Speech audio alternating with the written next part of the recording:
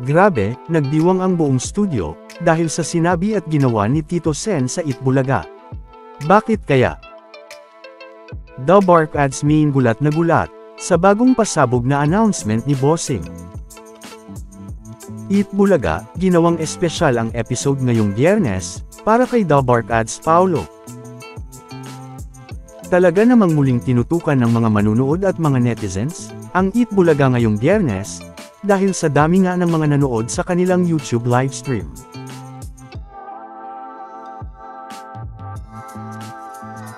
At syempre, ay hindi pa nga kasama dyan ang Facebook livestream nila, at ganoon na rin nga sa YouTube livestream ng Itbulaga sa TV5.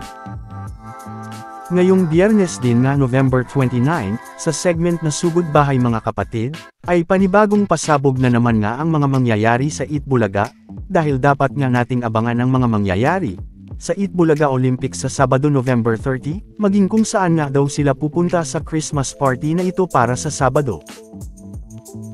Kaya naman, ay makikita nga dito si Min, na talaga namang muli ngang nagulat sa announcement na ito ni Bossing.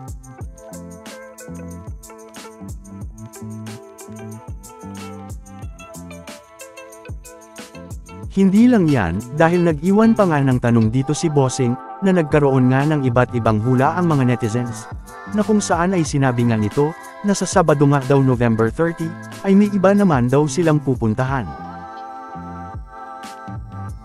Matatandaang, noong Huwebes lang November 28, 2024, ay unang nabanggit ni Bossing ang pasabog na mangyayari sa Itbulaga Olympics. Dahil bukod nga sa tuloy daw ang Christmas Party Edition ng Itbulaga Olympics sa Sabado November 30, 2024, ay may mangyayari pang ang iba bukod dito, dahil ayon kay Bossing, ay may pupuntahan daw sila sa Sabado, para sa isa na namang Christmas party ng Itbulaga. Na matatandaang, una na rin nang nangyari noong October 19, 2024, bilang maagang pa Christmas party ng mga The Bark Ads, na kung saan, ay buong The Bark Ads na ang sumugod noon sa barangay, at naghatid ng tuwa at saya sa marami.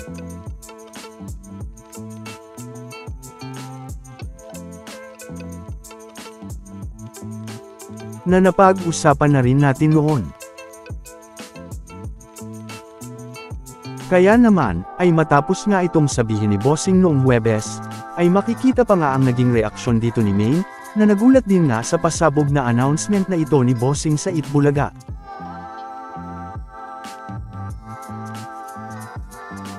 Pabirong sinabi pa nga dito ni Tito Sen, na balita daw niya, ay isang swimming party ang mangyayari.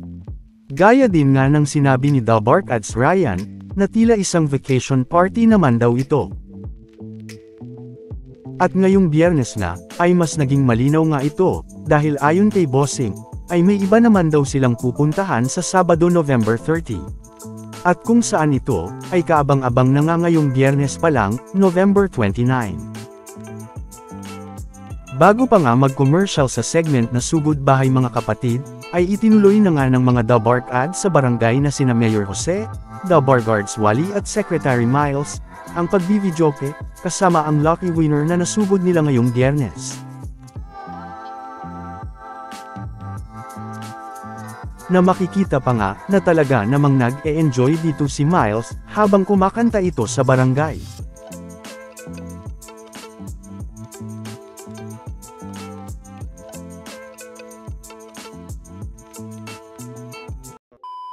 Welcome back mga ka-highlights! Bago tayo magpatuloy ay maaaring mag-subscribe at i-click ang notification bell para updated kayo sa mga susunod pang videos, at paki-like na rin ang video, share at mag-comment na rin. Maraming salamat po.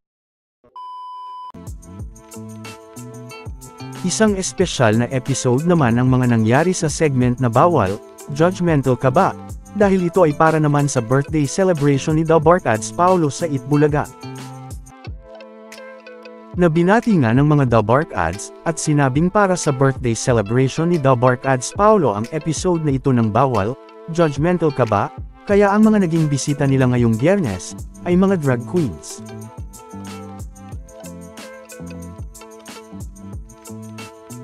Samantala, marami naman ang mga humanga kay Tito Sen, dahilan para magdiwang nga ang buong studio audience, kasama ang mga The Bark Ads.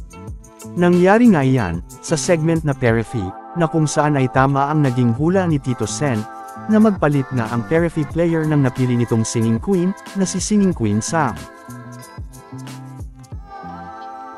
Na kung saan ay si Singing Queen Jean naman ang pinalit nito.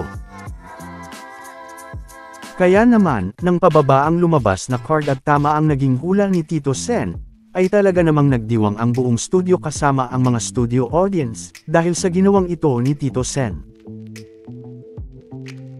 Ganon na din nga ang mga Periphery Angels na sina Main at Riza, at si Bossing, habang isinisigaw nila ang pangalang Tito Sen sa studio, kasabay na rin ng pagsigaw ng mga studio audience.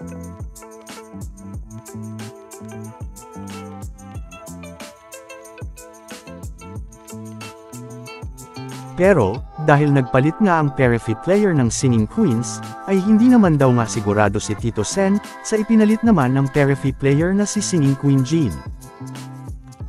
Kaya naman ay makikita nga dito ang nakakatawang naging reaksyon ni Tito Sen, matapos niya itong sabihin.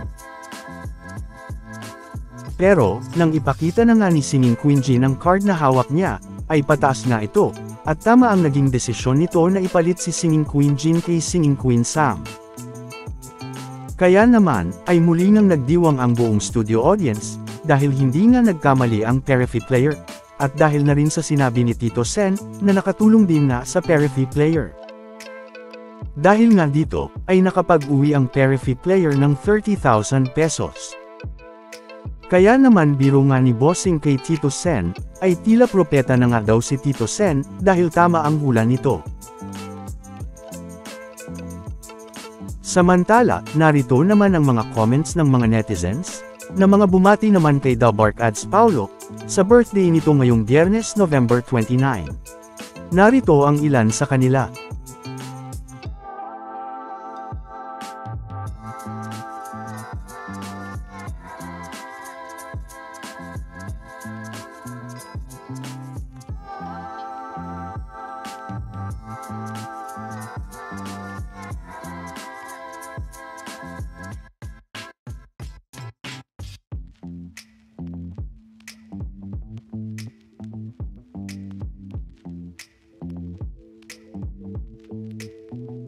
Samantala, ano naman ang mga masasabi nyo, patungkol sa mga napag-usapan natin, sa video na ito?